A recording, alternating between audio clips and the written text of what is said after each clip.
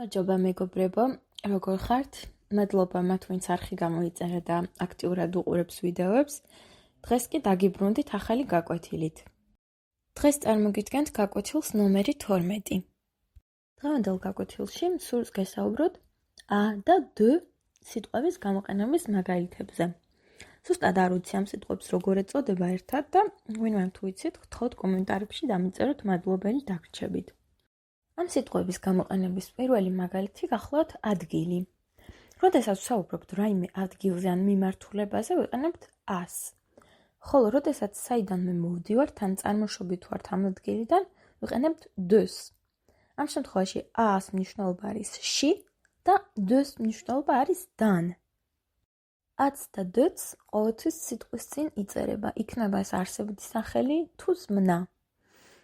და შეგახსენებთ წესს, რომ როდესაც ვწერთ ას და შემდეგ არსებითი სახელს, რომელიც არის მამრობითი სქესის, მხოლობითში ის გარდაიქმნება ოთ, AU და მრავლობითში გარდაიქმნება O, AUX.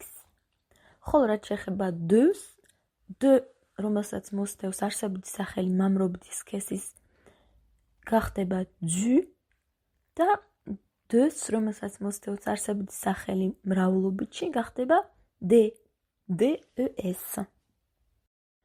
როგორც უკვე ვთქვით, A და D გამოიყენება ადგილის აღსანიშნავად. მაგალითები: მე მივდივარ კინოში. კინო რადგან არის ადგილი, ვიტყვით je vais au cinéma.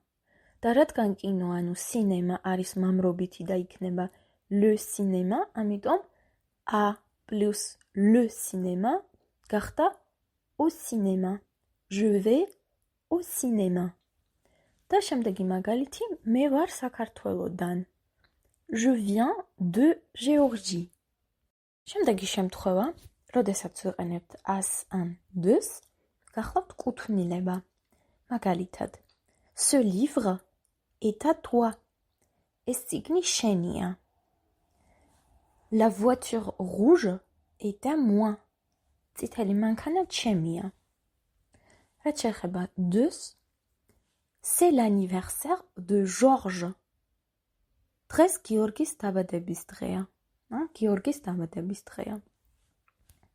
და voici la maison de Marie. აი მარის სახლი.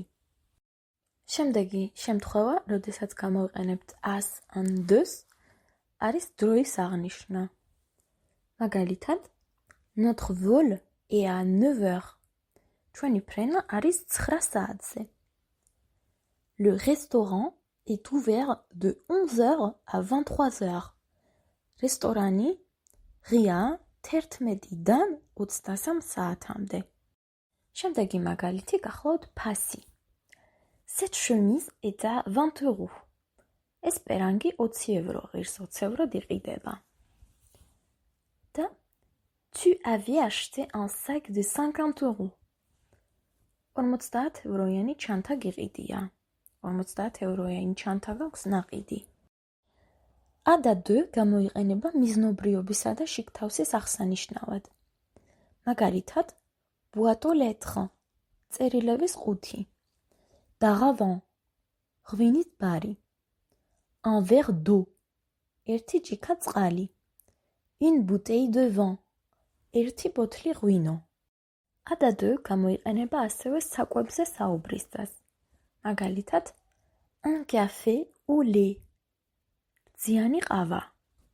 Des pâtes aux champignons, მაკარონი სოკოთი. Une salade de tomates, პამიტრის სალათი. Un filet de poisson, თევზის ფილე. Jus d'orange, ფორთოხლის წვენი. არსებობს ზმნები, რომელთა უღლებისასაც მოსდევს ამ D და ეს სავალდებულოა. თუმცა ზოგიერთი სხვა ზმნის უღლების შემთხვევაში გვაქვს უფლება, რომ გამოვიყენოთ ამ D კონტექსტის შესაბამისად, მაგრამ არა ყველა შემთხვევაში.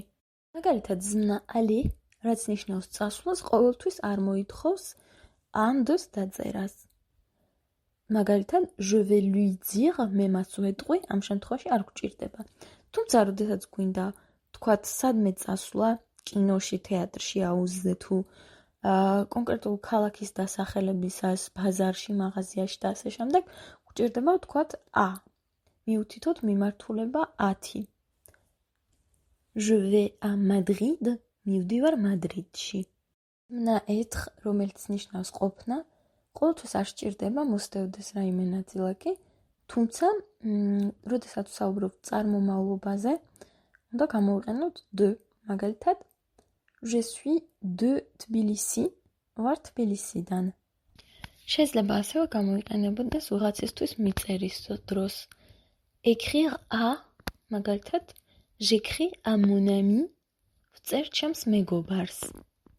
მოგიდგენთ სხვადასხვა მაგალითებს, სადაც a და de უნდა გამოვიყენოთ. მაგალითად, ვიღაცაზე ფიქრი. Penser à quelqu'un. რაღაცაზე დაფიქრება. Réfléchir à quelque chose. ვიღაცაზე წუხილი. S'inquiéter de quelqu'un. რაღაცაში მონაწილეობის მიღება. Participer à quelque chose. რაღაცაზე დასწრება. Assister à quelque chose. ასევე შეიძლება გამოვიყენოთ რაღაცით დაკავება. S'occuper de quelque chose. მაგალითად, ვიღაცის მოვლით. რაღაცის წევრი ან რაღაცის ნაწილი, როდესაც ხარ, faire partie de. შეიძლება იყოს ეს პოლიტიკური პარტია ან სპორტული გაერთიანება. და ახლა ხედავთ იმ ზმნებს, რომლებსაც უღლების დროს მოსდევს a.